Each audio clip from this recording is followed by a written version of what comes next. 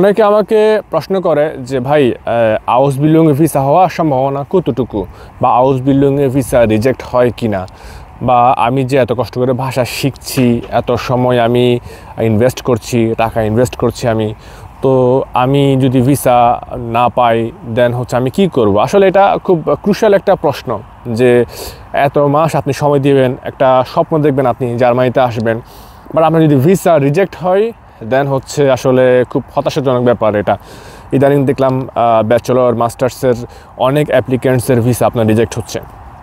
একটা কথা আমি একদম লাউড অ্যান্ড ক্লিয়ার বলে দিই, সেটা হচ্ছে যে আউসবিল্ডিংয়ে, জার্মানিতে আউসবিল্ডিংয়ে লোক নাই, ওদের লোক দরকার বেশি বেশি। আর আউসবিল্ডিংয়ের সবচেয়ে বড় রিকোয়ারমেন্ট সেটা হচ্ছে আপনার জার্মান ভাষা B1 দক্ষতা।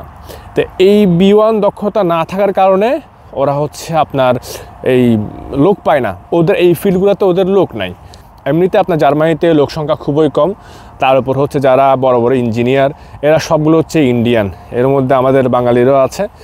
তো আউসবিল্ডিং যে সেক্টর, ওই সেক্টরে আসলে লোক বল একদমই কম, একদম কম।